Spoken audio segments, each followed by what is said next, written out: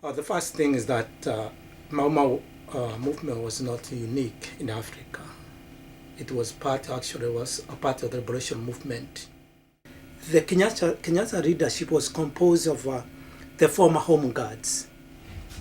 And the only way they tried peacefully actually to get to discuss, to talk to the British, to demand independence, yet the British colonialists actually refused. Sometimes it's better beating than actually psychological torture.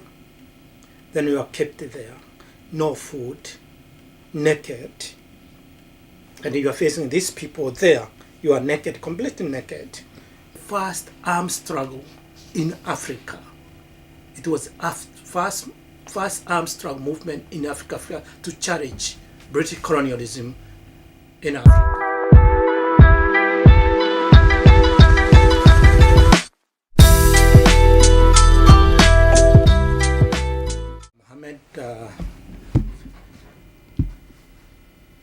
I think is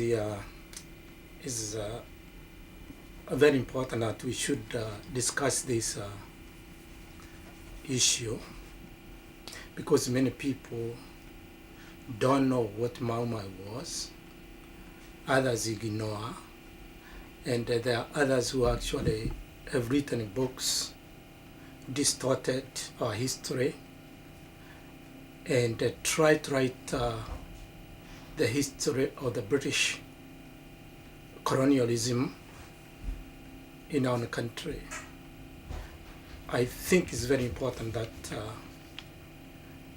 this subject should be debated, and it is important that the Kenyan people should know their history, not the history which they are told by their oppressor, the British, and those Africans who support British colonialism, but from actually the African historian, from Kenyan historian. It is people's history. The Mau Mau movement started when I was young,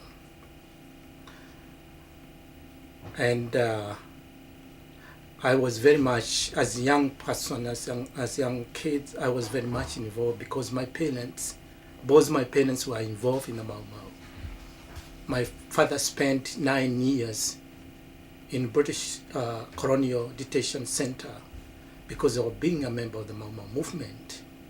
My mother spent more than 6 months in a British colonial detention center for being member of Mau Mau movement, of the Mau Mau movement. And therefore you can see that we are part of, the whole family was part of the Mau Mau movement. And I became, when I grew a little bit, I was given oath like everybody else, like every kid in the family. And my job, once I became a member, was actually to carry messages to the leaders of the Mau Mau movement, to carry information, letters, and of course I became part of that and I enjoyed the thing. I became patriotic. I think I was 14, 15, between there. So I was not that small, like people been thinking. Which means after you grew up, you realized that there were many lies which were written, and many people seemed like they didn't want to know about it, or they knew but they would rather just keep quiet. Yes, there were two things. One, that the lies which were told by British, British historians, and particularly those actually who fought against the Mau Mau, people like Dr. Leakey, which actually was a special branch who has written 2 books on the Mau Mau, but pure lies. The others was actually I felt that the people, that the Mau Mau history has not been written, and therefore I feel that I'll make contribution to the Kenya history by writing this chapter. The first thing is that Mau Mau movement was not unique in Africa.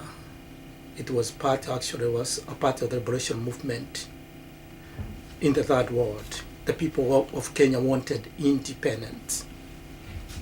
And the only way they tried peacefully actually to get to discuss, to talk to the British, to demand independence. Yet the British colonialists actually refused. The only way they felt they could get their own independent uhuru is basically to take arms against British colonialism. And therefore, Mau Mau was the first armed struggle in Africa. It was a first armed struggle movement in Africa to challenge British colonialism in Africa. And it actually forced the British to change its colonial policy in Africa to accept the compromise with African leaders.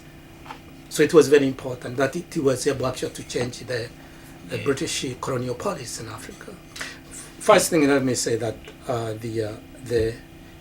there has been history. Africa has written their own history. There are no people in the world who do not have their own history.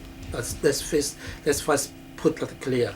The people who say that we did not history are the people who actually conquered Africa, dominate us, and in order actually to dominate us, they dismiss our history. They try to actually to uproot us, and to cut us from our historical roots, and therefore it's fallacy, it's false for anybody to say that Africa did not have history. And if you study very well, there are two ways of studying African history or any other history. One is actually to study oral history of the people, and then you write it. The other one actually is when people are able to write and read, you can study their documents, and therefore you can be able to write the history by studying what they have written, what they have said. And oral history are composed of so many things. If you study people's songs which they sing, people's productive, the way they do their work, those kind of things. It actually, oral history is all you study, all the activity of the people. We are saying oral history is when people do not have a written document. Like in Kenya, when I was doing Mau Mau movement, did not have basically people did not know how to write or to read. The only thing they had actually is oral history, and the songs became very important documents, because you could actually study them, do research on them, and be able from them to actually to capture the essence of what their feelings and what their demands, those kind of things. We are dealing with the peasant here. It's not basically just people. The only thing you can be able in a peasant community where people cannot read is basically actually to study, particularly in Mau Mau case, actually the Mau Mau history be very much expressed in songs, in poems, which actually were done. And these songs were part of the struggle. They were not outside the struggle. And therefore, once you study the song, you can study the essence of the Mau Mau, their ideology, because the song were the ideology of the movement. Yeah, there are two ways. One is those historians who support new colonial state, who actually we call them official historians, the people who actually want to distort the Mau Mau movement in order actually to benefit from it. Like the government of Kenya does not want people to know about Mau Mau, because if they know, they'll basically become politicized, they become political, and they'll be able actually to ask some questions which the government cannot able. So there are those historians who actually support the new colonial regime in Kenya, the line which actually the regime has taken. Basically, both Kenyatta and Moi has been anti-Mau Mau from beginning. And therefore, the government, those two governments, Kenyatta's government and the Moi's government, they were actually government of the home guards. The people actually fought against the Mau Mau. And therefore, there has been those historians, who has been basically writing, like you take like William Ocheng, Professor Gott. This actually what you call official historian who actually distorted. And in order to do that, they dismiss the Mau Mau as a tribal affair or Kikuyu affair, basically to distort the essence of the movement. None of them had done any research on the Mau Mau movement. All what they have done actually, they use the colonial writings actually to distort the Mau Mau movement. That's what I'm saying, that you fight those most Kenyans, those who actually special Kenyan historians who actually have taken that position of anti-Mau Mau, basically they haven't done any research at all. And if they have done research, they will see that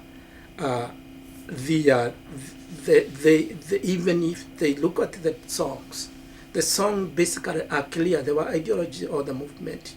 And you can hear one part of this. The song is called We'll Find Win. And this says, if you are asked whether you are an African, firmly lift your two hands high and assert categorically you are an African. And in Kikuyu say, O Gilio, kana ole modo moiro, woya moko mere na igoro, ugeni yede modo moiro. Basically, it's what it is. And the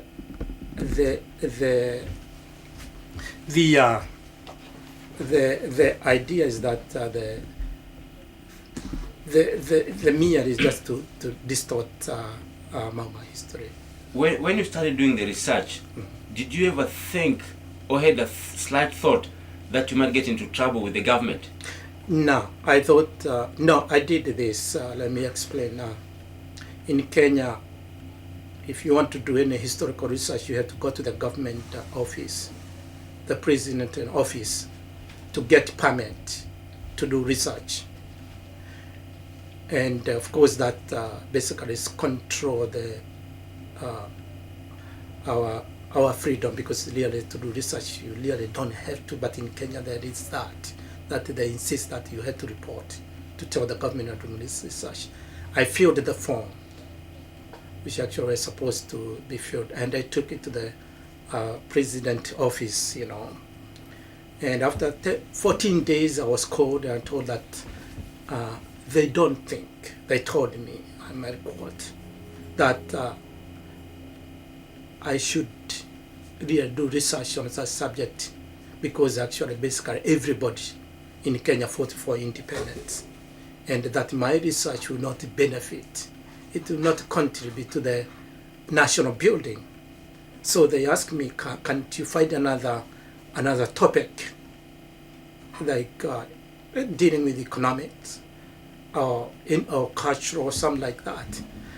I told him, no, I just want to, I'm a historian, I'm interested in actually doing this chapter of our history. And they say no. So they actually rejected my proposal. Yeah, my proposal. And therefore I decided, no, I'm going to continue working on the proposal secretly.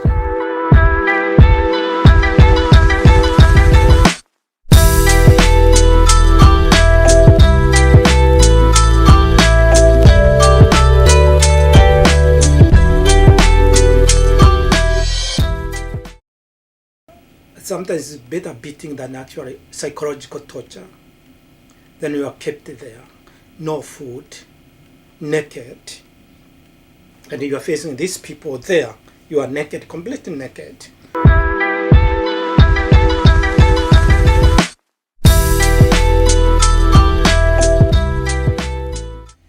And therefore, I started basically doing that from 1975. That's the time I started working. I used to do late to go to the people's house during the night and actually tape, get them sing for me, and I tape these songs and talk to the former guerrillas leaders, to give me the history, and most of those people like Kagia, people like James Buter, and General Barrier, and others who actually took, and basically the women, the peasant women who actually took part in that. They have all this information, and therefore, what I find out is that there was a lot of fear. Even when you go to ask people actually to tell you what actually about Mau Mau, some of them were afraid to actually even to tell, because the government, remember the government for a long time had insisted that there's no need to talk about Mau Mau. And like Kenyatta said very clear, Mau Mau was a disease. We should forgotten. We should forget it. Yeah, we should forget it. And he came out with a theory that forgive and forget, that we should not go back. And therefore there has been that calculated plan actually to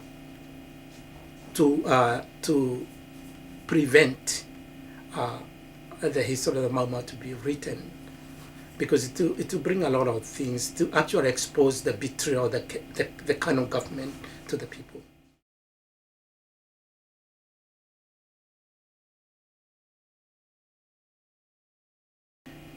Yeah, there were two things. One thing is that the British colonial government did not know anything about the Mau Mau. All what they saw is Kenyatta, because Kenyatta basically was the leader of the African people, was actually the leader of the movement, Kenya African Union, which actually challenged the colonial regime. And he was seen as an enemy by the colonial government and the settlers, the colonial settlers. Basically, he was most hated, and therefore anything was committed by the African people was basically blamed on Kenyatta. That one thing that they did not know anything. The other one is they want to get rid of Kenyatta, because they consider that if actually they jail him, of course they'll be able to control the political movement, African political movement in Kenya. And of course, basically this was the fear. So they did not, basically they thought Kenyatta was.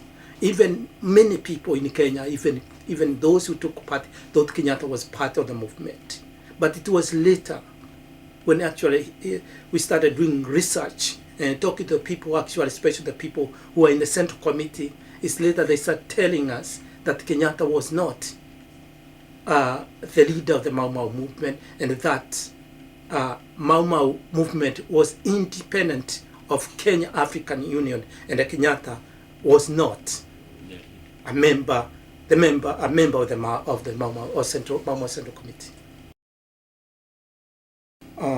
Like I said, I did not believe that I would be arrested for doing research on the Mau Mau movement. Constitutionally, I was not doing something wrong. I was not committing a crime against the state. By 1979, I published an article,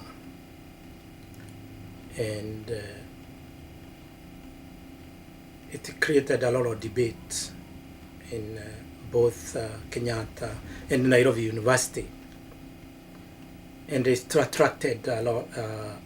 It attracted the special branch.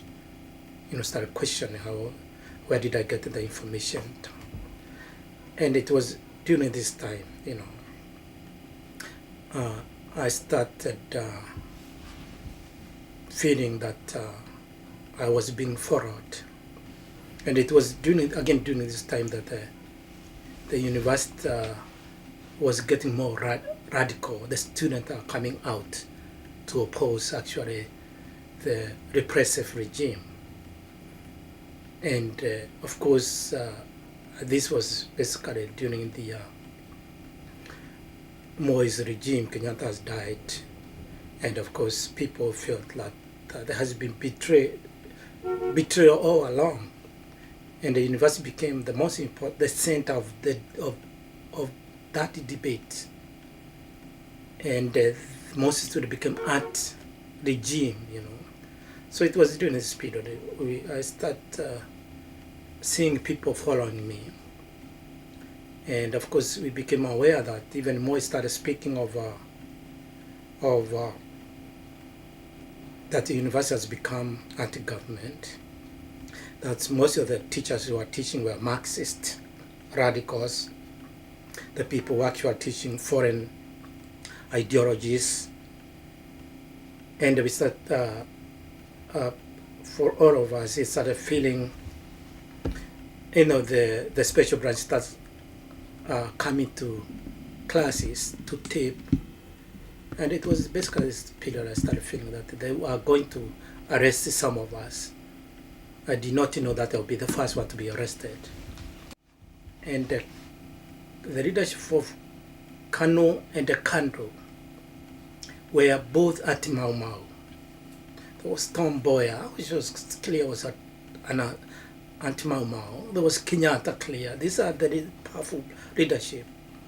And the same thing is Ronan Gara, Moi, and the people like Morido. All these people are anti-Mau Mau. And therefore, they are different, to actually different, because basically it was political different, because it's actually they were struggling for power.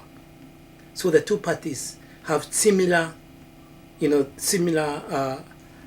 position when it came to Mau Mau. And therefore, there was really no difference between Kenyatta and the Moi. And I remember Kenyatta for a long time opposed the Mau Mau and opposed in research on the Mau Mau movement. And even actually, the Kenyatta's government opposed the teaching our children about Mau Mau. That in schools, in primaries, there was no place where actually the history of Mau Mau has been taught. There was no monument, anywhere. That even attempt the people demanded that Kenyatta should actually given at least a historical monument should be beautiful, It's treated basically. The Kenyatta started arguing that you cannot have two leaders. You cannot have Kenyatta and then you have Kimathi. There must be one leader who is the national leader, and of course this was Kenyatta. So that has been a consistent anti-Mau Mau, anti-Mau Mau position in Kenya, in Kano government, and therefore it was not that the Moi did not do something different from what Kenyatta was doing. He continued doing what Kenyatta was doing. Remember, Moi said that he's going to follow the footsteps. Nitafuata nyayo za baba yangu. Ndivyo alisema. Yes. And therefore he followed the same thing. Yes, I told you first. I told that even I had problems with doing oral, try to collect oral report, because actually people are friendly actually to tell their own story about, they are scared of the government. That was what the fear, the problem I had when I was trying to collect the data, for the movement. And the other difficulty I have is actually to try to get to the National Archive, Kenya National Archives, and I was not allowed to get the Mau Mau material in National Archives, and therefore I couldn't get much. The most important actually is national archives, where actually Mau materials are kept, which I could not get there because the government prevented the special Kenyans actually to get hold of this information. So I couldn't get it. The way I was able to get the Dead and Keman's papers, some of Dead and Keman's papers, basically is through individuals who had this paper in their homes. And actually, in some places, I was able, when I was going through in Kenya National Archives, I was able, by accident, actually, to find some of these documents thrown out there and there. I collected them. But the most important, the document I got from people who had this document. Did the British oppose you in any manner because you're going to expose their writings? Of course, we couldn't, even the British, we could not get to the British National Archives because actually even themselves closed prevented the Kenyans actually to get hold of the Mau Mau material until 30 years later. Actually, I think 1983 actually they opened up the National Archives. So there has been a very difficult it was a very difficult job here to do, because you don't have material. Basically, you are working. The most important was actual oral history, which actually the songs. So we can say what you have done actually is just a very small fraction of what could be done about the Mau Mau. Exactly. Exactly. This very small. We haven't been able to get the material, the information we want, because actually the government still prevent us to go to the National Archive. So this basically is very small, some part of large issues which should be open. I'm insisting that given the fact it is our history, that the Kenyan government or the kind of leaders have no right to prevent our people to know about their history, to prevent the Kenyan scholars, the Kenyan historian to write about Mau Mau. It is unconstitutional. It is basically, it is an attempt to control the people of Kenya. Like I was saying, that I said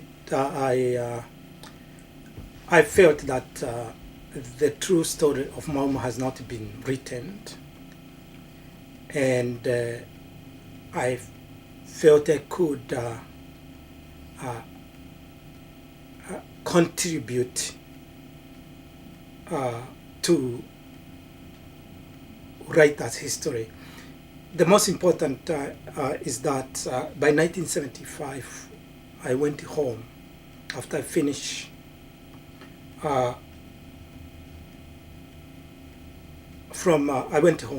was in the United States and I went home.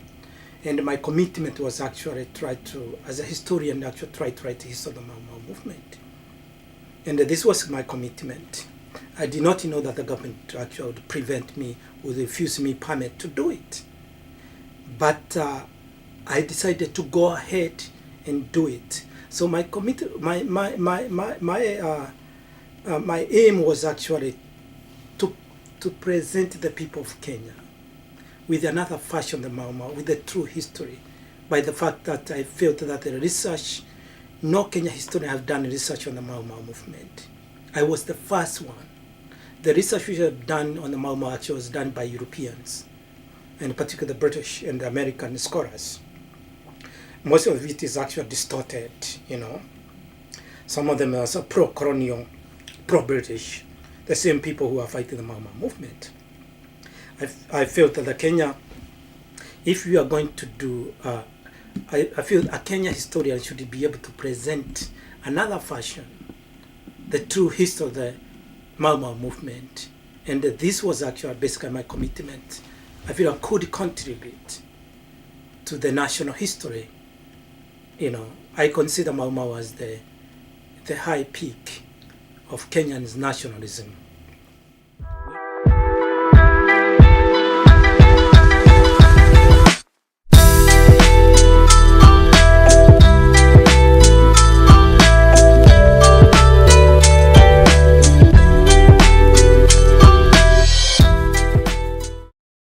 When were you picked up by the police? At what time?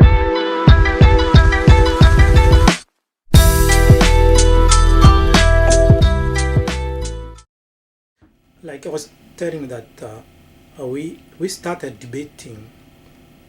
I produced a paper which is called The Peak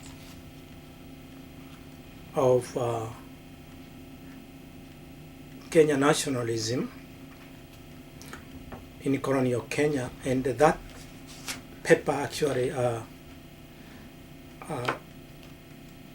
started the debate in a university, and it was during this period that I had actually collected a lot of material. I had actually produced I have already given the publisher the first book, which is Thunder from the Mountain. Actually was with the publisher, and I was working with the Kinyatti document, trying to translate them. It was during this period between 79 and 82. Basically, I have already put together material, and I have given a Z Press in London actually to publish those. I was still doing my major work actually to write the history of Mau Mau, what I was working with. And basically that one has never finished. This was more part actually of large research I was doing, and as I was given them. But between 79 and 82, I have actually basically finished the Thunder from the Mountains, and of course Kenya freedom struggle, and I have given to the publisher. When you were picked up in 1982, it was after the coup? No, it was before the coup? It was before the coup. I was picked up in June, on June 2nd, 1982. 82. Yes. And when you were picked up, did you know that it was because of the research you're doing?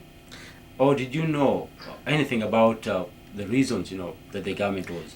No, when they came to my house, I wasn't there. And therefore, when I went, they said I should go and to see them, They had done a research in my house. Search, not the research. Yeah. They have done search in my house. They had taken a lot of Mau Mau or material, the research files, which with Mau Mau material. So I have the idea actually. Basically, they are going to ask him about that, because they took a lot of them, about 29 files of the Mau Mau research I was doing, and therefore I have that idea, even before I went, and that's why I went to the police station basically to ask them why they have taken that, taken. They have taken all my research work. What police station was that? Huh? What police station was that? It was in CID's headquarters in Nairobi, the Kenyan police station. Kenyan police station. Yeah, I was taken there. Then, in fact, when I went there, I did not even stay there. Immediately, I was arrested when I went there, and I was taken to the special branch police headquarters in Nairobi. And this is where I find all my books, the whole, everything they have taken from me were there. Some of them were reading the material, some of them going through my books, and all this. Can you tell us what the questioning was all about? How did they approach you? Yes, the first when I went in, there were about 70 police men going through my books and my files. And when I went there, of course I was chained, handcuffed, And immediately I went there, they removed the chains, and then I was told to take my clothes off. So when I took the clothes off, they chained I was naked, completely naked, facing the 70 policemen, the special branch. And of course, they chained my hands on the chair, so I could not move at all. Nilikuwa kabisa nafungwa kabisa na mikono ilikuwa inafungwa kwa viti, kwa kiti. And therefore, they started asking questions. Why I was doing, the most important, why was I doing research on the Mau Mau movement? Did I have permission to do it? Don't I know that the Mau Mau issue is sensitive, very political, and that my aim was basically to divide the people of Kenya. I was not doing research. It was not research I was doing. It was basically my research was political. It tried to divide the people of Kenya. And then they told me, don't you know that Kenyatta say, we all fought for independence in our own way. Why should I continue doing research? We will divide the nation. Instead of doing a research which actually will be able to contribute to the national building. This is basically the line of the question they're asking. How do you respond to their questions? I mean, the first questions. No, I was very firm in that. On that, basically, I told them that I felt I had the responsibility to the people of Kenya as a historian to write the history of Mau Mau, and to write the history of Mau Mau was not a crime against the state. And therefore, I don't know why they were asking me those questions. Then they asked me, did you get a permit? I say, I did not need a permit. I think I told them I was writing history of Kenya, and therefore I did not need a permit from them, from anybody else. And well, they continue asking a lot of questions. Of course, after that, they ask more questions, political questions about my political belief. And they accuse me of being a Marxist, of being organized student against the state, and other many questions. Actually, I spent 3 nights chained to a chair. No food, no water, no blanket at all. I was naked. You mean 3 days? 3 days. Night and day, you were chained to a chair. And you're being questioned continuously. Exactly, continuously. No food. Yeah, no. And by 7 people, or were they changing? No, they changed. Friday there were 7 of them. Saturday there were about 3 of them. The person who was in charge was called Rono, and he was in charge of the interrogation, and he's one who actually is asking a lot of questions. Rono, yes, he was in charge of the special branch Nairobi. We always hear of a name, Okello, as far as detention. Opio. Opio is a very popular name. Was he also there?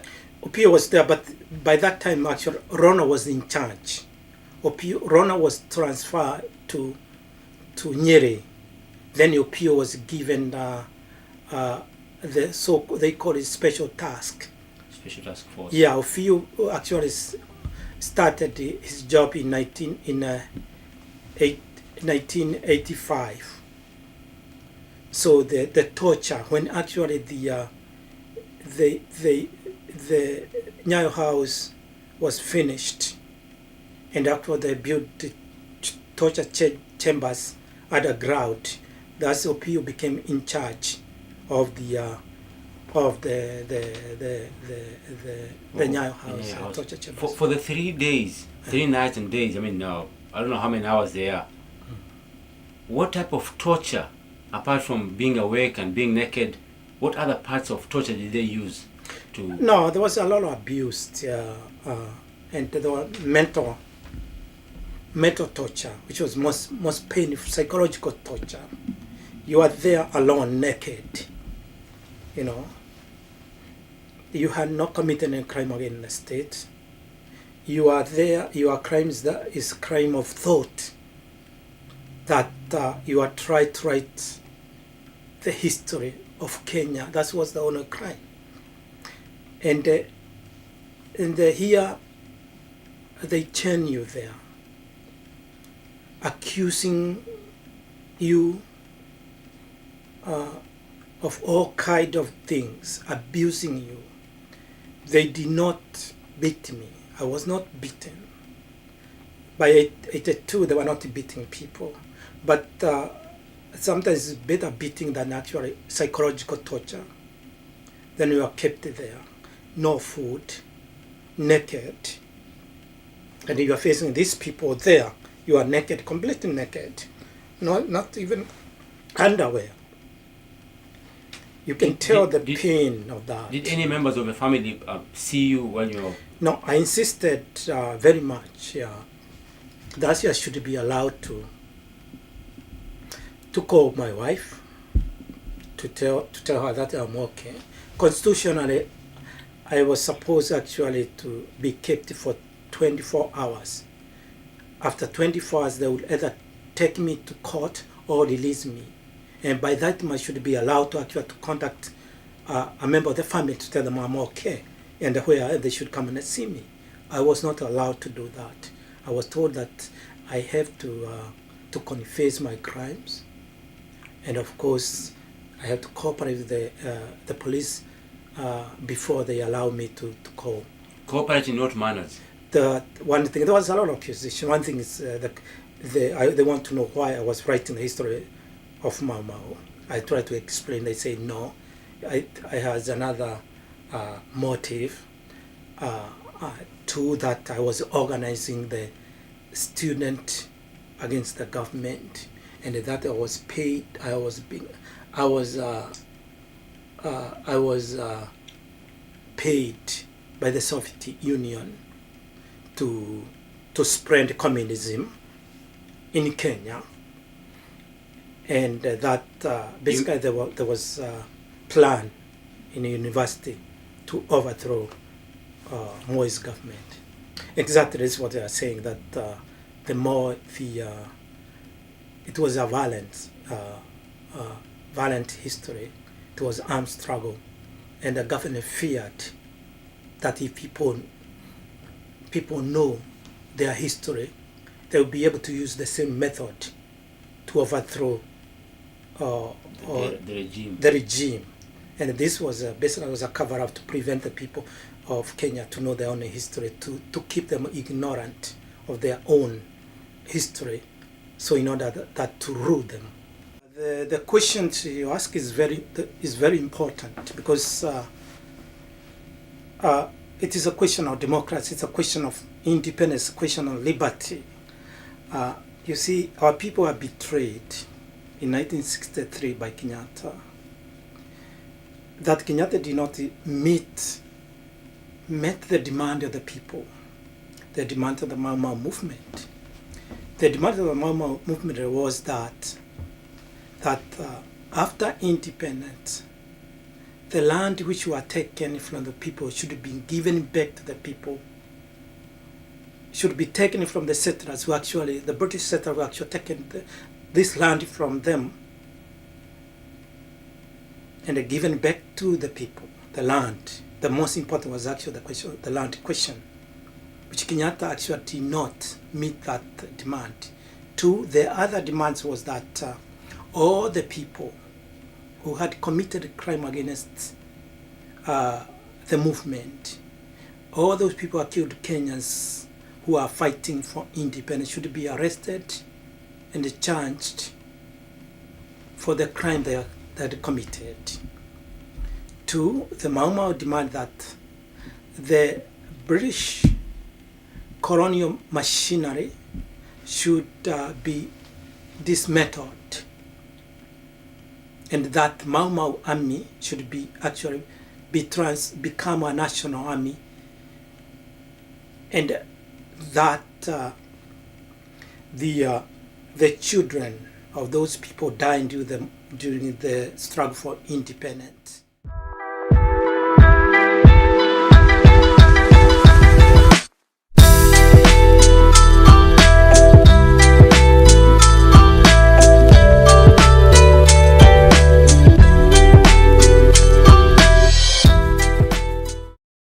A new nation, a nation of free people. And this was actually the aim of the Mau Mau movement. And that a nation where we shall never again be dominated by foreigners.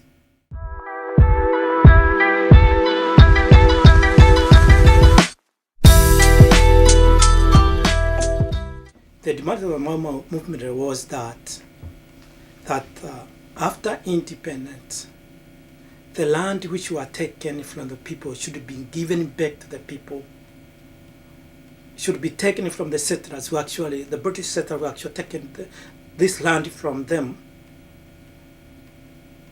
and given back to the people, the land. The most important was actually the land question, which Kenyatta actually did not meet that demand.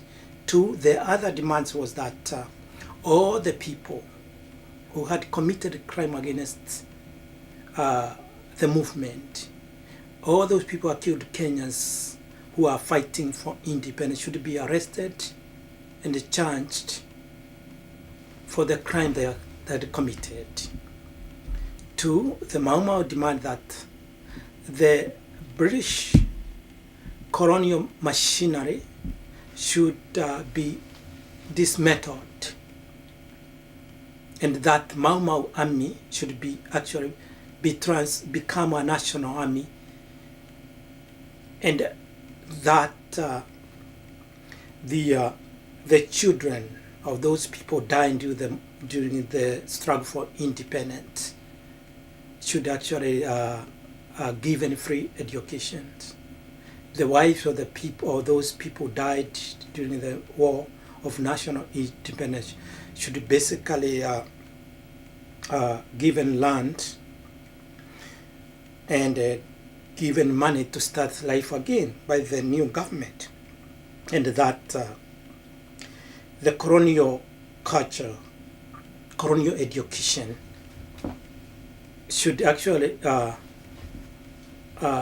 discontinued, and that people should organize their own education. All these things were not meant by Kenyatta, by the Kanu government, and they were betrayal. And the crucial we are talking about is quality and democracy. That for those years, when we are under colonialism, there were no democracy in Kenya. There were no freedom of speech. There were no freedom of movement.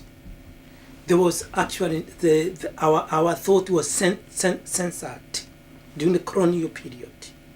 The same time, independence for us meant that democracy meant that we are going to write our own history, to go back to the roots and write our own history the way we see it, and try to build a new society, a new nation, a nation of free people.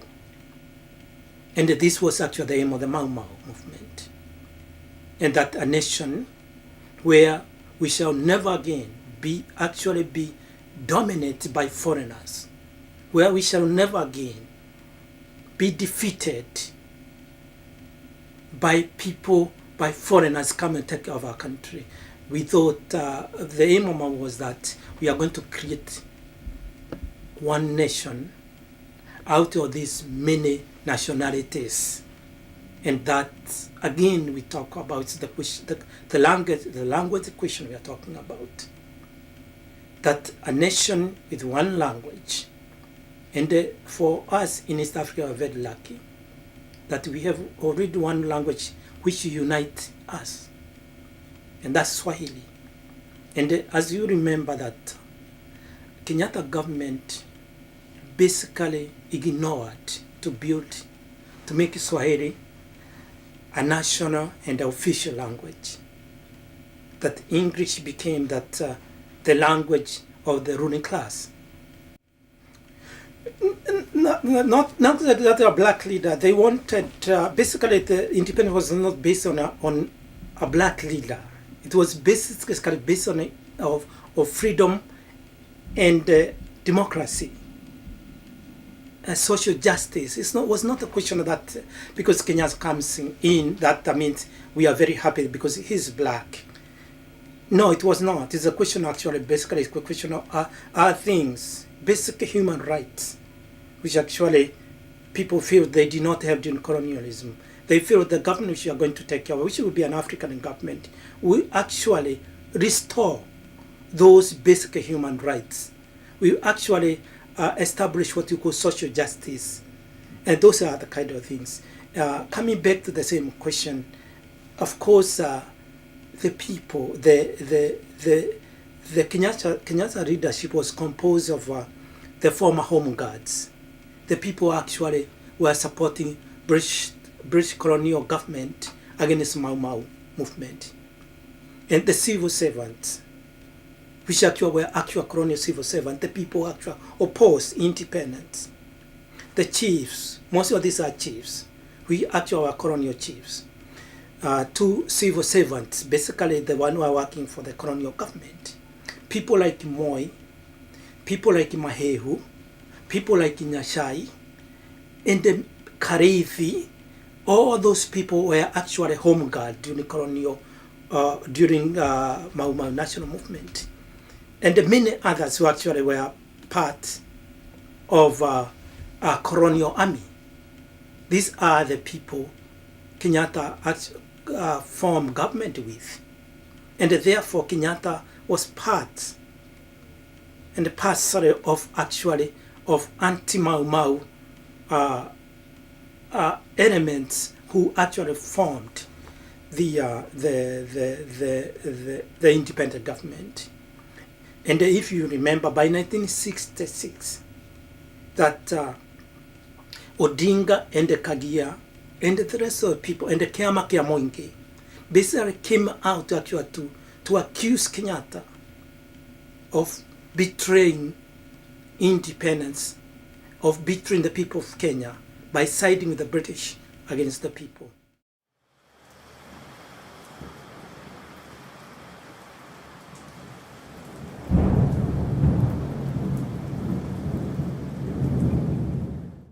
You talk of Kiama Mwingi in 1966.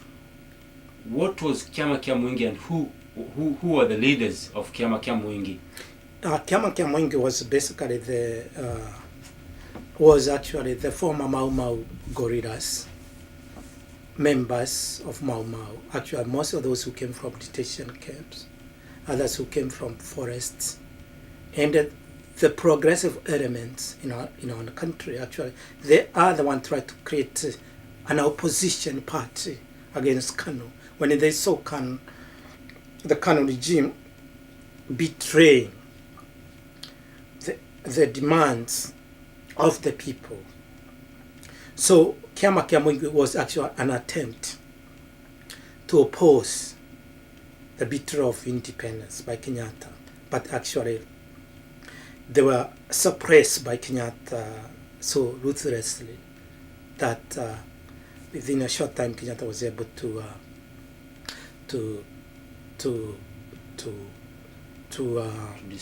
destroy the opposition. And at the same time, remember KPU, that the leadership, the KPU again was organized by the elements, the progress element within Kano and the former Mau Mau Central Committee. Basically, it was formed actually to oppose the Kenyatta repressive regime. And again, it was suppressed by Kenyatta ruthlessly, as you know. So all that has been an attempt of our people try actually to oppose the betrayal of independence. But the bitterness of all things is actually the consistent consistent attempt of the kind of government actually to prevent people of Kenya to know their own history, to prevent Kenyans' history to write the history of the Mau Mau movement. This has been consistent.